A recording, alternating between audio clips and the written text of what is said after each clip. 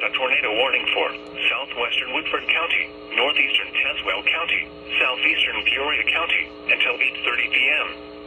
At 8:06 p.m., a severe thunderstorm capable of producing a tornado was located over Bartonville, or near Pekin, moving northeast at 40 miles per hour.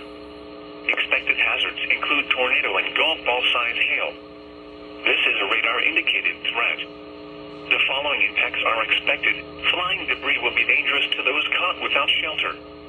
Mobile homes will be damaged or destroyed. Damage to roofs, windows, and vehicles will occur. Tree damage is likely.